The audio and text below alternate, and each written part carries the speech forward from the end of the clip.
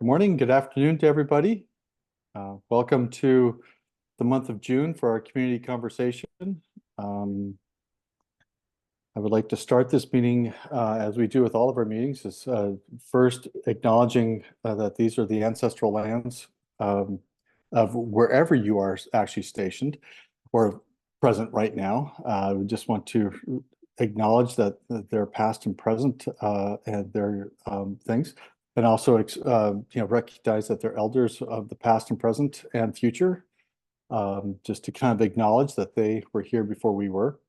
Also want to make this a safe place. We all come from different backgrounds, but we want to make this a safe place to have discussions. And we all just have different experiences, but strive to make it a safe place. A little bit, see if I can speak this morning, sorry. In terms of health updates and everything, there is, at this point in time, we usually talk about COVID, but COVID is pretty much a low interest at this point, as the CDC has kind of changed its rulings on it. But actually, from what is reported, there are very little cases. Really, the thing of concern at this point is the H5N1, which is the avian flu, which has now been seen in 3 people in Michigan. So far, there's nothing that is to be of concern for humans at this time, unless you're actually consuming raw milk. So if it's pasteurized milk, there's no concern for transmission at this time. If things change, we will keep you updated on that. I will always push just to have childhood vaccines done, just because that is a way to prevent other things that are going on. But this time I'm going to pass it over to our speaker, Dr. Luan Lau, who is at Northwestern University and works in the Artificial Intelligence and Machine Learning division. And I'm really thankful that he is here today. So I'll pass it over to you. Thank you, Chris, for the introduction. First, let me share my slides. Can people see my slide? Mm-hmm. Yes. Okay. So today I'm going to talk about our journey in terms of applying AI and data science to address healthcare disparity issues. And this is a journey that has walked through by my group and collaborators. And I'm sharing this journey to the audience here in order to also encourage you to share your journey so that we can learn together.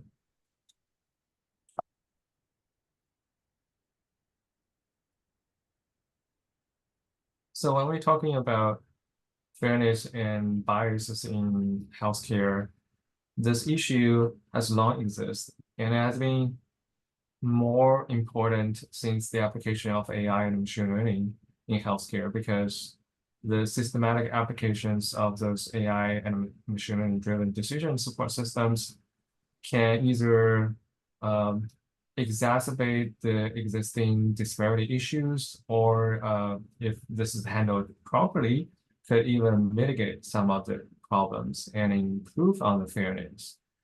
And there are different aspects of the fairness in the application of AI machine learning in healthcare.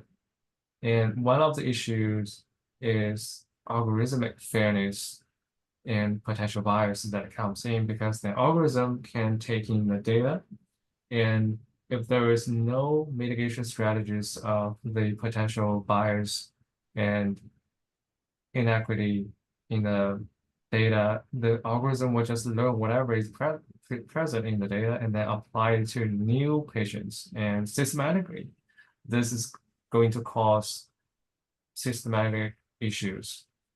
And failure in accounting for especially the demographic and socioeconomic differences between the individuals, for example, those from underserved communities, what leads to discriminatory outcomes. For us, we seek to build solutions to address this problem, and we recognize that there are multiple aspects of the issue. So one is to first expose the disparities and inequities in the healthcare, because there are many hidden factors that we may not be fully aware of. And if we keep this that way, it's going to be persisting into whatever model that is trained. And that's going to cause even bigger and higher disparities. On the other hand, we also try to design algorithms that try to mitigate those biases by introducing some of the social determinants of the health factors that we could leverage in order to analyze the subgroups that may be penalized by the algorithm that is directly trained, and then apply mitigation strategies to correct the algorithm so that they could perform better on this targeted subgroups.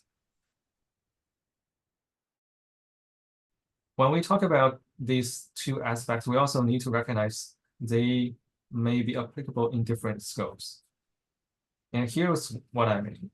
We can apply the applications on exposing the mitigation and in mitigating the disparities from the clinical perspective, which tends to focus on a particular health system and tends to be smaller in scope if we compare them to epidemiological perspective, which tends to apply to the entire population.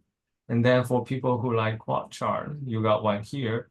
And in the perspective dimension, you have at least the two based on the difference in scope. And in the focusing dimension, you would have exposing as your focus or mitigating the disparities as your focus. In today's talk, I'm gonna only speak about our previous experiences in 2 of the 4 quads, but those lessons learned could broadly be applicable to the other quads as well. And in the end, I'm going to talk about some of the implications that our journey has entailed.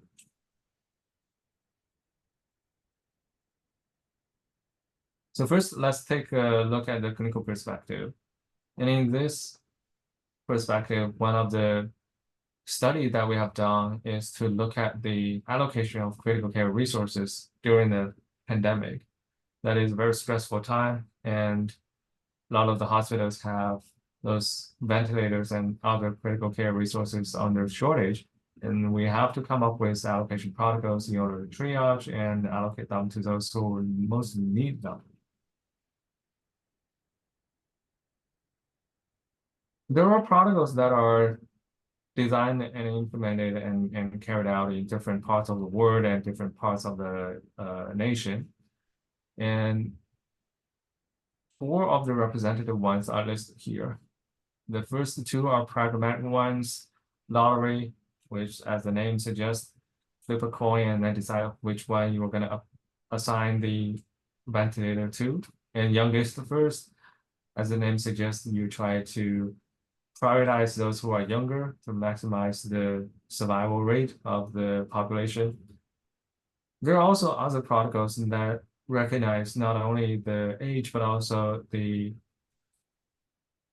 acuity of the patients and the comorbidity of the patients. The idea is simple in that you wanted to prioritize the least acute patients with least comorbidity in order to maximize the survival of the patients that you're going to save, right? Those motivation is simple, but when it comes to reality, a lot of the things comes into play.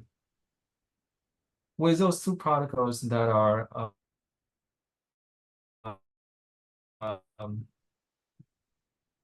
attend to either acuity and or focus on SOFA, which is actually a metric that represents patient acuity, and the other is multi-principal one, as the name suggests, not only includes acuity as SOFA score, but also it recognizes the comorbidities that patients come with, whether chronic disease as their comorbidity and how much the burden is. And also it encounters age. We wanted to evaluate the fairness of those protocols.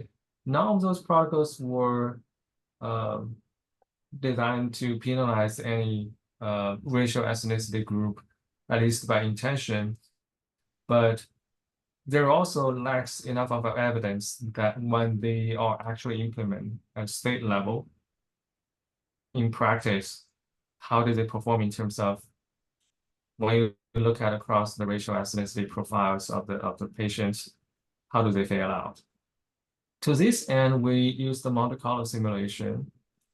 The idea is also straightforward in that for every patient, two patients that need, in our simulation, for every two patients that need a ventilator, our simulation only gives one to those patients. And in this case, we're simulating a 50% of the scarcity of the resources. And for that, we first need to accumulate a diverse cohort in order to run those protocols on and then see how they fare in reality. This is why we curated 3 cohorts. 2 of those pertains to tertiary care hospitals, as listed here. And another one is from a community hospital network. As you can see, the patients have differences in age and racial ethnicity composition in the 3 cohorts. And there's also differences in terms of the administration of the hemodialysis or vasopressors in those hospitals. And as a result, you would also expect there's quite difference in terms of the patient outcomes, let's say the length of stay and the mortality rate. Some of the tertiary care hospitals can have as low as 10%, and some of them can have as high as 15% in terms of the 25% versus the 16% in terms of the mortality rate. Any questions so far? One question that we do have is, how do we deal with the factors of when people refuse to self-disclose their race or ethnicities to add into this? Does that, is there a way around that, or? Right, that's a good question. And for this study, we only included people who self-disclose their race and ethnicity. And for our data set, looks like we have more than 90% of the patients who self-disclose their race and ethnicity. So this gives us confidence in that it could be representative in terms of the population of the greater Chicago area that we're studying. But that does pose the limitation of the study in that you can imagine that there is a reason for those people who do not wish to reveal their race and ethnicity, and that might be tied to their socioeconomic status, or to they might also come from underserved communities. So that is a known limitation. But I think with this first step of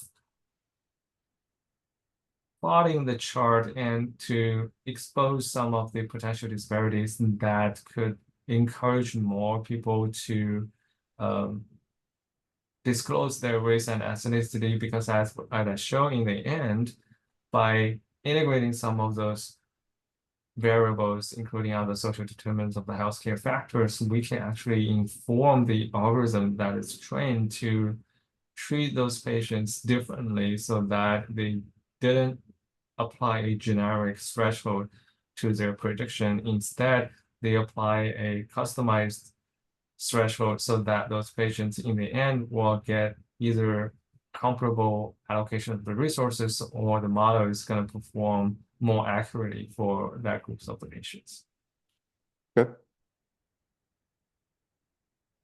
And here is the recap of the protocols and the detailed levels of the threshold that they use in order to prioritize patients. And as you can see, those pragmatic protocols, they are used in either other countries or in many of the states in the US.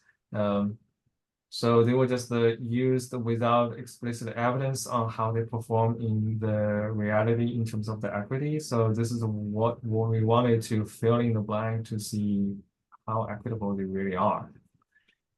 When we applied the simulation, we first did a sanity check.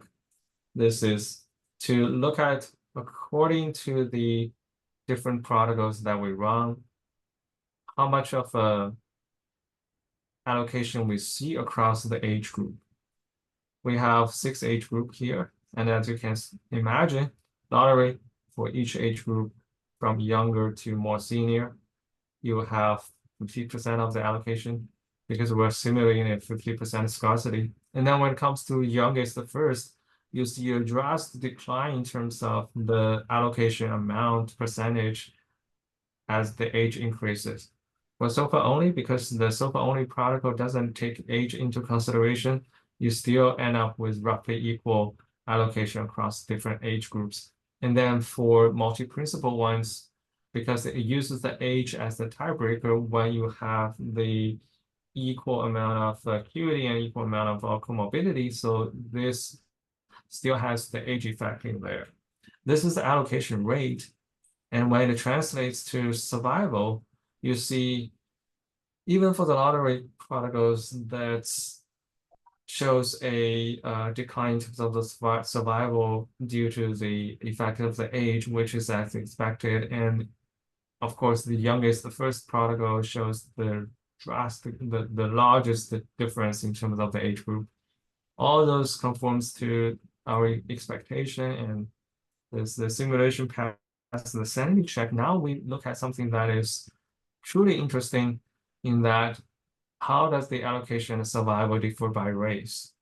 As you can see, lottery, again, 50% of the allocation equally. Youngest to first, you started to see some difference. And in this case, Hispanic people, because in our population, they tend to be younger Hispanic patients. This is why they get more resources than, let's say, if you're looking at white patients, they tend to be older in our population. This is why the difference happens in the youngest and first protocol. When it comes to SOFA only and multi-principal ones, since it become quite consistent in that you see Black patients receive significantly less amount of allocation compared to the Hispanic patients and non-Hispanic white patients.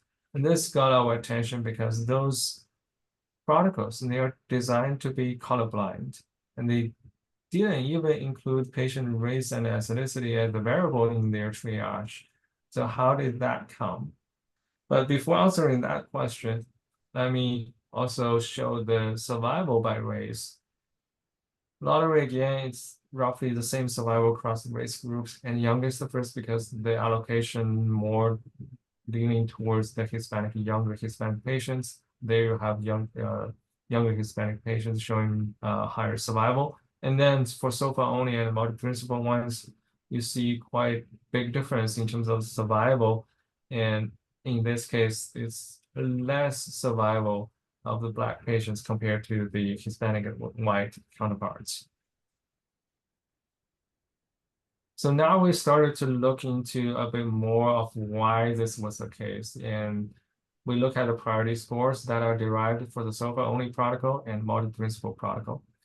As you can see, this is the overall distribution. And when we break that down to different race ethnicity group, we see that for the SOFA only protocol, the proportion of the Black patients that have higher SOFA score category, higher means that their acuity is more severe, is higher. And then for multi-principal ones, this one integrates not only the acuity, but also the comorbidity. Again, we see that those Black patients with both higher acuity and higher comorbidity, their portion is higher compared to the Hispanic and the white counterparts. And this explains why you have this inequitable allocation, even when you are running supposedly colorblind protocols like SOFA only and multi-principal protocols, because Black patients, when they come to the health system, their existing health burden causes them to have higher acuity and more comorbidities. Even if you don't take race explicitly as a variable, this kind of existing health burden put them at lower priority tiers when you run those allocation protocols. And this in turn leads to significantly lower survival rate for Black patients.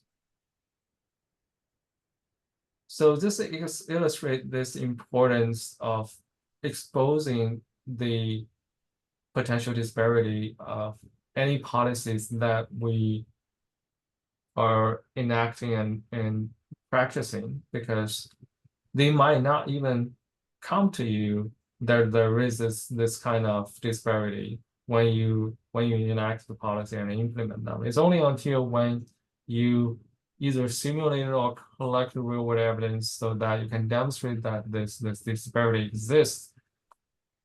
Until then, you realize that there is issues that you need to fix. And to this end, AI and data science can help you catch those blind spot as quickly as possible so that the mitigation strategies can kick in early. And with that, I'm going to transition into the epidemiological perspective that also talks about the mitigation strategy. And in this case, we look at cardiovascular disease patients, and we look at whether we can integrate some of the social determinants of the health to improve on the fairness of the model that are trained on those data that we collected. To this end, we worked with American Heart Association, and in particular, we leveraged their with the guidelines heart failure registry that contains over 200,000 heart failure patients. The data that we collected, in addition to those demographics, also covers their insurance status, which sometimes can be used as a proxy for the socioeconomic status, along with their age. And we also include some of their physiological variables and lab test results. The outcomes that we're trying to predict is their hospital length of stay and in-hospital mortality. The question that we wanted to answer is that, first, if you directly train on those variables without social determinants of the health, will there be inequity in the model performance across racial ethnic groups? And second, can we integrate those social determinants of the health variables to mitigate those disparities? When it comes to social determinants of the health variables, those are what we collected. Some of those are related to income, household income, transportations, housing status, employment status, and education, in addition to those demographic ones.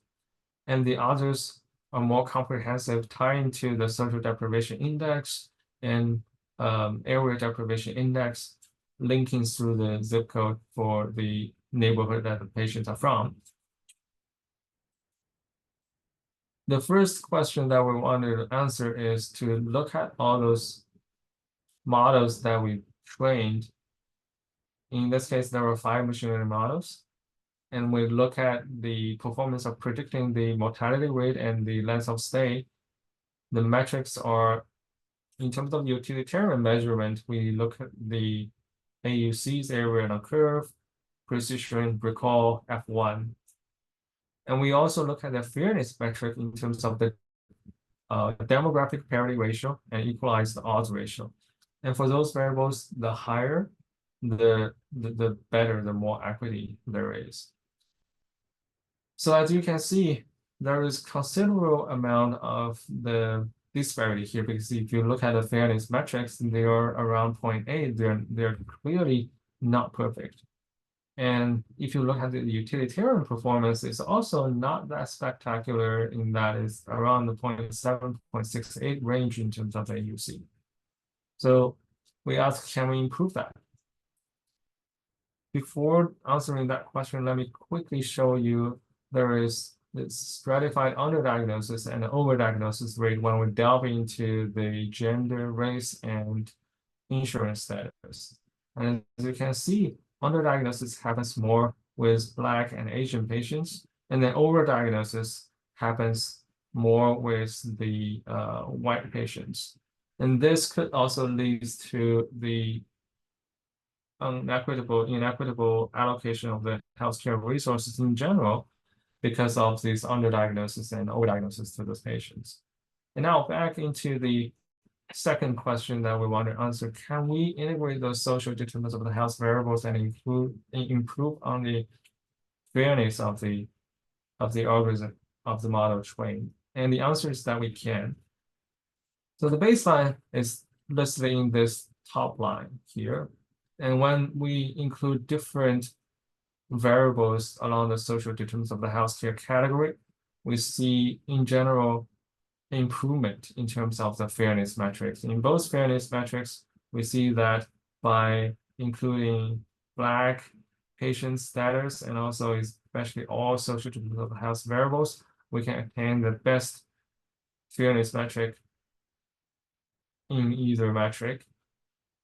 And another interesting observation here is when we integrate the social determinants of the health variables, not only they improve the fairness metric, they also improve the utilitarian metric. And this is somewhat counterintuitive to what some people might think, in that fairness and the overall utility might be sort of conflicting objectives, then you might want to trade off one for another. And we demonstrate that is not necessarily the case. You can achieve both goals with the integration of the social determinants of the health variables. And the improvement of the fairness can also facilitate better real-world adoptions of those machine learning and AI models that are trained. So for those two examples, they show on the clinical perspective, we can expose the potential disparities, and on the epidemiological perspective, once we identify the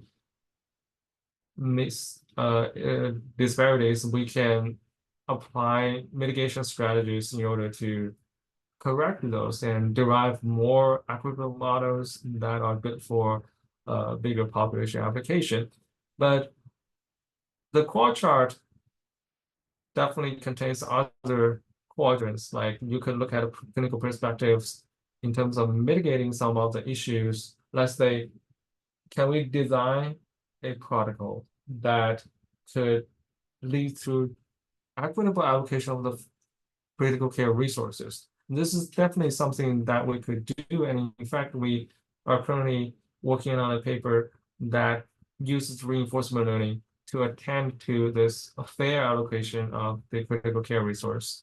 And similarly, for the epidemiological perspective, you can also screen through vast amount of cohort data in order to expose potential hidden biases that are there in order to inform the policy making. And I want to go one step further beyond just looking at this static quadrant chart. One thing that you can imagine is that with the clinical perspective or epidemiological perspective, when you expose the problem, you can apply mitigation strategies to fix those problems. And then you can apply AI and data science into looking at the updated data again to see if there's other hidden problems, so that you can have a feedback loop.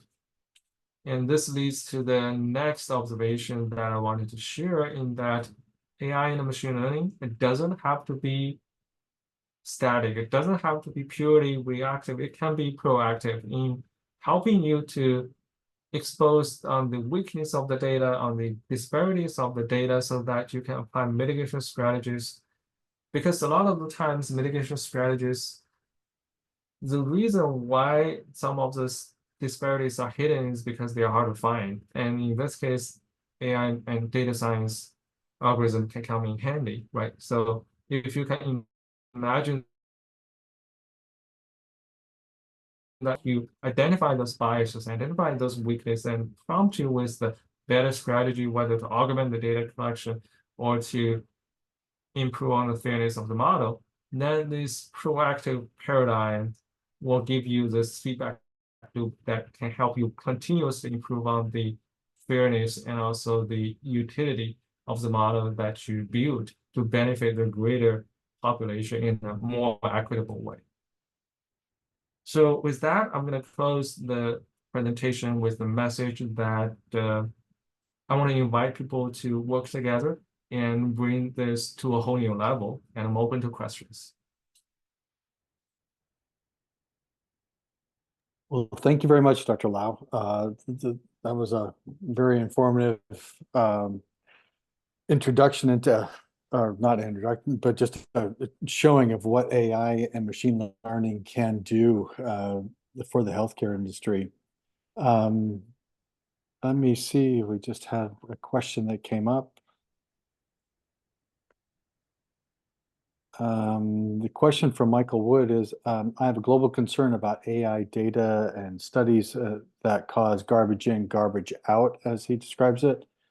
In 2023, Wiley announced that over 7,000 articles of the retractions. Let me just see.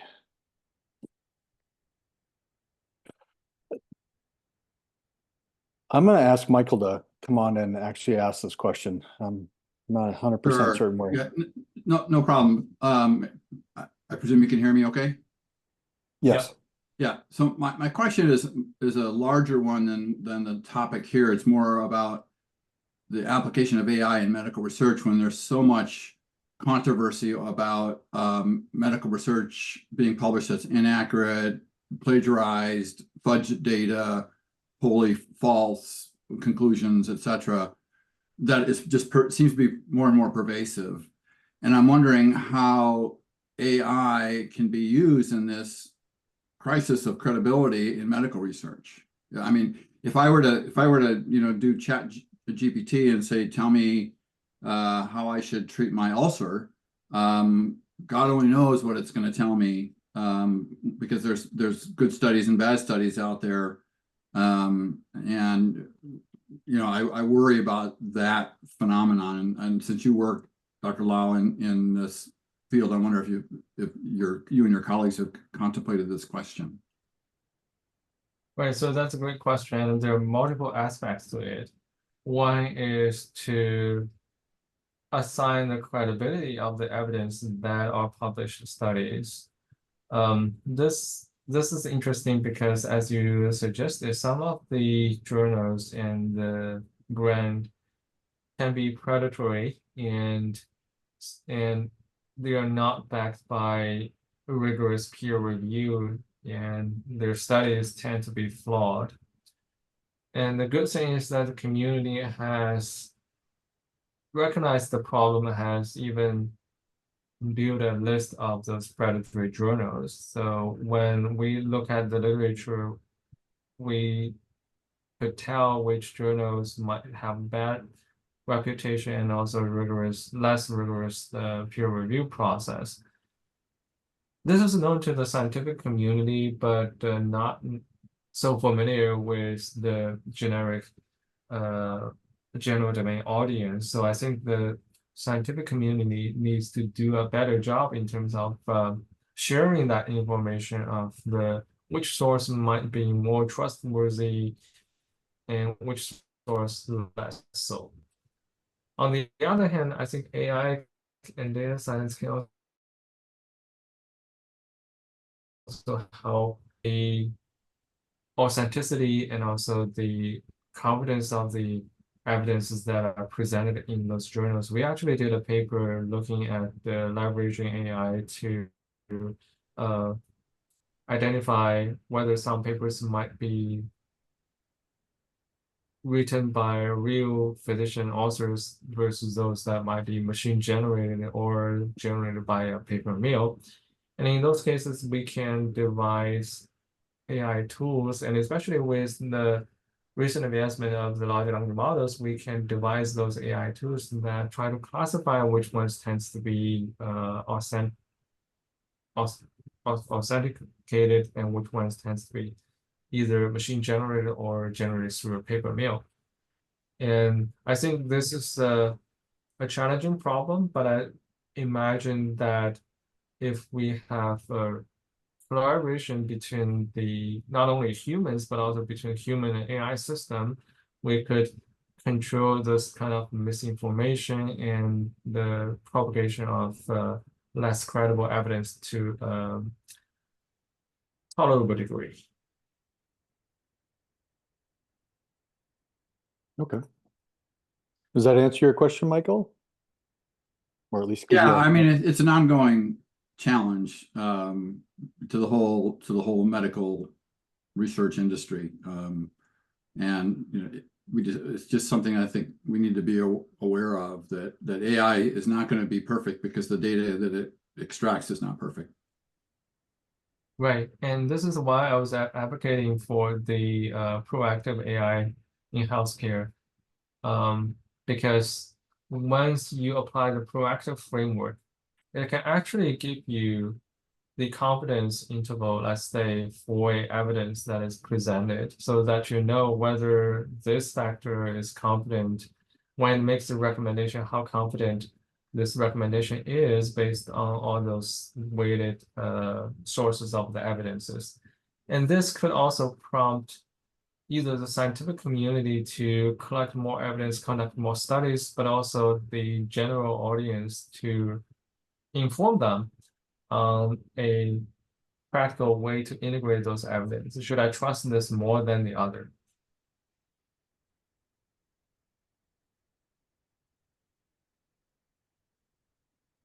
So there's another question asking about how the algorithm calculates comorbidity risk. Um,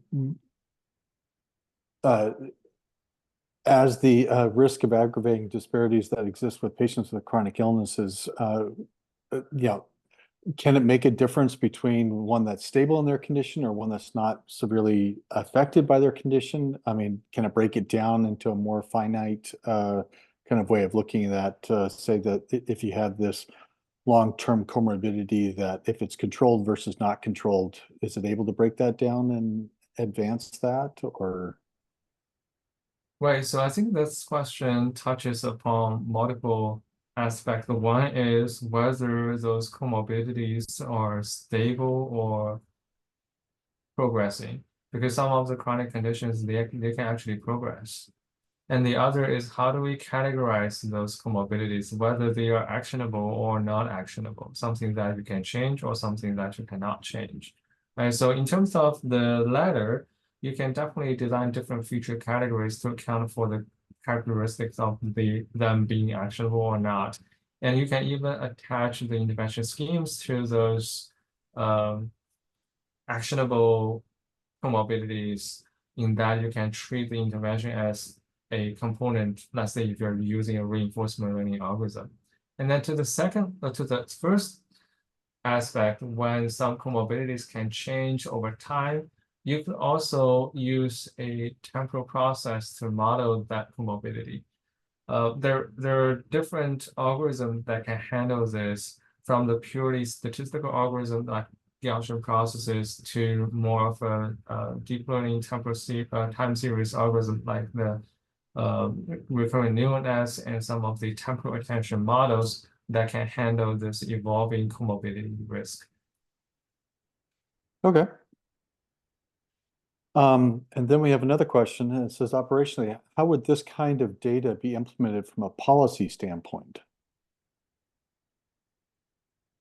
How would this kind of data be implemented from a policy standpoint? Can we use AI and the results from the AI data to have better policies of that nature, or? Well, so I think this question is quite broad and it touches on AI governance. Earlier, a few months ago, I think the White House has released the executive order on AI governance, which gives guidelines, but it's also quite abstract and needs different organizations to implement and then find to actually materialize it. Okay. I'll give you one example. With the generative AI large language models, the governance of the AI is no longer stationary. It's not just what model is trained on what data. It's also the process of how you apply the model, because with the large language models, the questions, the prompts that you supplied to this, to the beginning of the steps can also impact on its answers to the later steps. So you're looking at a workflow-based governance structure here, and a lot of the governance infrastructure needs to be adapted and updated in order to accommodate that change. But with that said, I think still there is general principles that we could implement for this kind of governance. So for example, you always have the guardrail so that in case the AI model fails, you have a guardrail to fall back to for example, in healthcare. If you're running a decision support system that administers patients dosage of, let's say, the vasopressors, and then if it fails, or if there's confidence intervals that is too high, then you will also loop in the humans, the physician experts in order to address those issues. And in general, I think this kind of AI with human feedback is going to be increasingly adopted, and especially with high stake projects or tasks at hand. Okay. So my question for you, this is my personal question, is from what I've understood of everything in terms of research and things like that, really what this comes down to is that we need to have the proper data first to be put into the system before the system can actually make it. And I know that a lot with the several large studies that I was involved with when I was a fellow, not everybody put all the data in because of either time, were distracted, it wasn't done. But can AI actually make up for that by taking the general search model of the thing that you teach the system or the algorithm how to learn off of it? Can it actually produce that what would have been for those patients? Or do you understand what I'm getting at? Yeah, that's a great question.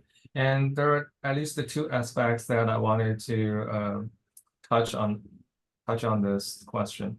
The first one is in terms of the AI and the machine learning. Right now, because of the advancement of Gen AI large language models, there is increasingly availability of this few shot or zero shot learning paradigms.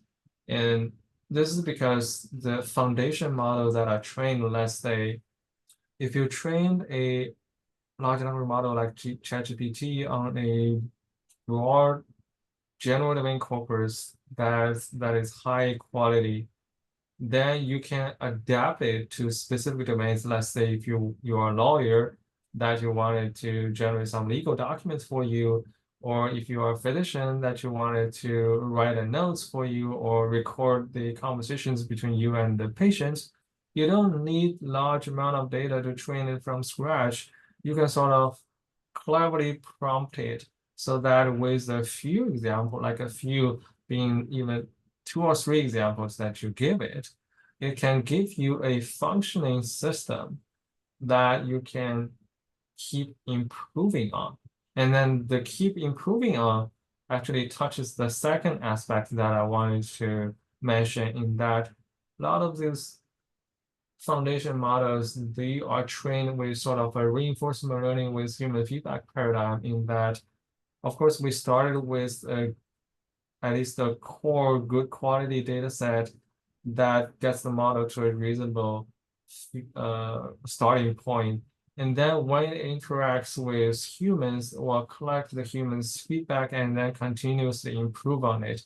And this kind of reinforcement learning with human feedback is actually employed by ChatGPT, in that you remember that when the ChatGPT was released in late 2022, in 1 week, it accumulates the user base of over 1 million. And with that over 1 million user bases, it can start collecting the user feedback.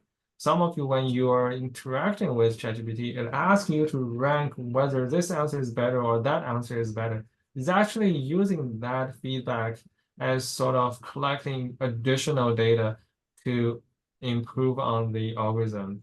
And this is why I say that this proactive machine learning is so important, because you really need to churn this feedback loop so that your data can be continuously improved and your model can tell you where you have the most return on investment into investing in augmenting your data or collecting new data. And this is essentially was done by all of those large language models. And I expect that it's going to also go to, let's say, imaging models and also to other modalities, virtually all the modalities. Okay. Thank you. Anybody else have any other questions? Heidi has her hand raised. Oh, I'm sorry. Maybe we could stop sharing the screen. Oh, hi, Heidi. I'm sorry. Go ahead, Heidi. Hey, Chris, and thanks, Beth, for pointing that out. Thank you for your presentation, certainly very informative, but also scary. And my concern sort of remains the time factor. What we already see just with basic EHR, there's so many templates that if people aren't careful with what they check, you wind up having someone who's functionally quadriplegic being able to toilet and go to the bathroom and get dressed independently because they didn't check the right box. And even getting that changed is really hard. Some of the first studies that I've seen where they looked at using AI to generate a user-friendly discharge summary, for instance, that was easy to read, comprehensible. It turned out they were easy to read, comprehensible, but sometimes they made up diagnoses and or left out pertinent facts. And as usual, unless there's somebody who's dedicated to reviewing these things, this is the kind of stuff that winds up in the record. And when you talk to a lot of researchers about it, you get the genie is out of the bottle response, right? And I think while I believe there are a ton of really helpful uses that will hopefully make all of our lives easier in dealing with things, I am concerned that the genie is out of the bottle, and unless we really make a concerted effort to safeguard and make sure that if we use these things, that there is somebody watching, right? That as you say, the human interaction, it's not likely to be the physician because they already don't have time left, right? And the pajama time is sort of what we're trying to cut down on for them. So I like if there's, if you know of any programs that have sort of instituted something that also automatically has a check function involved, I'd be curious to hear that, or if you have thoughts on how best to regulate it, I'd be very interested in hearing that. Thank you. That's a great question, Heidi. For the first part, I 100% agree with you that the genie is out of bottle. And it's out of bottle when ChatGPT was released and people started to use it for all kinds of crazy things.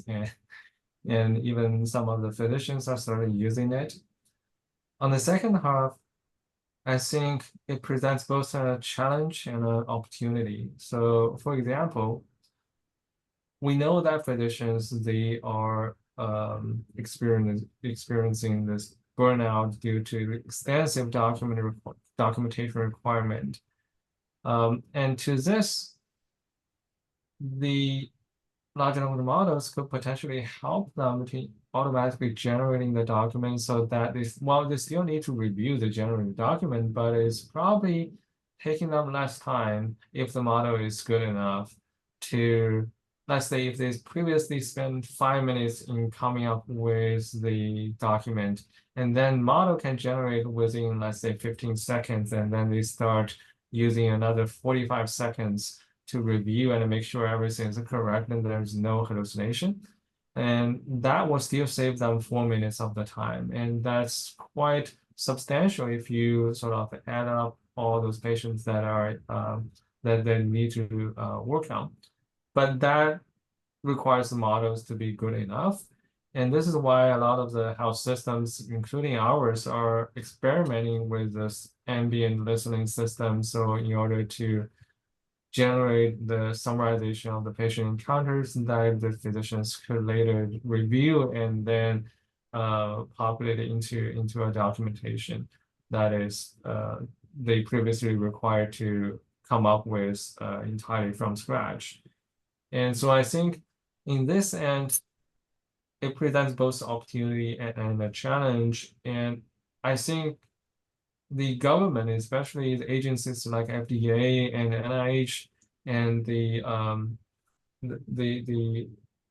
Association for Hospitals, they need to step in order to make up the guidelines that we need to follow in terms of the due process, that how those different studies that needs to be done in order to ensure that the model is good enough and then can be deployed in the clinical practice, and what kind of continuous monitoring that we need to implement in case they in the future go haywire due to the either data shift or the task shift. And also when the algorithm fails, what kind of guardrails we have in place in order to fall back to that won't put patients at risk. And in this case, I think the federal agencies, all those associations need to quickly catch up with the technology development, which I think currently they're still struggling to catch up, but I hope that they will be able to do so in the next half year also. Beth, do you have a question? Well, a question and a comment. I very much agree with Heidi. And one of my concerns, well, I've heard that one of the great opportunities for AI in healthcare is medical record review. And I totally agree with that because that takes so much time on everyone's behalf. But that's where medical errors occur even when humans do this. And so the involvement of humans is still going to be, such a huge requirement. And so I agree with you that we have to have AI governance, but it doesn't feel like that's happening just yet. So thank you. Angie put a little place to look instead of Chat GPT that might have better content. And anything you can send us to help us figure out how to make this better and get the governance in place, that would be great. Right, so that's a great point. And I think when we talk about human in the loop, it's not just the physicians. It's actually a lot of the times medical errors are caused by patients themselves because patients know themselves the best. And when it comes to missed symptoms or the temporal trajectories, they know the best. And fortunately, I think there is increasing effort in making medical records available to patients, partly thanks to the 21st Century Cures Act. And I would encourage patients to, and also patient advocacy groups, to take active steps into becoming part of the regulation, the governance process. And in terms of the technology development, there's also increasing efforts in making the medical records more accessible to patients so that there will be no more jargons that are sort of uniquely understandable by only the physicians, but imagine that the large language models can translate those jargon-filled medical texts to colloquial language that the patients will easily understand and then be able to check whether this is consistent to their own symptoms, to their own past medical histories, or to what they have discussed with the physicians.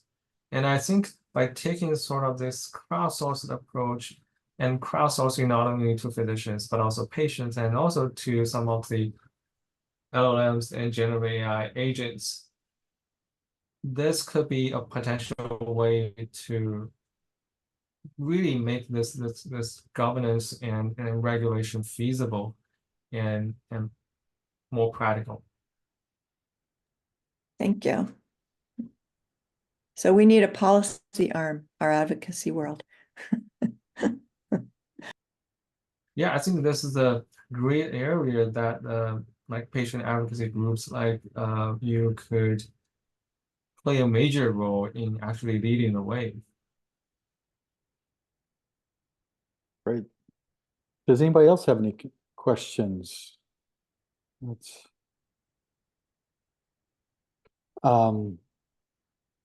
So I'd like to respect everybody's time, and especially Dr. Lau's. So unless there's any other questions, I think I will say thank you very much, Dr. Lau, for coming and presenting to us.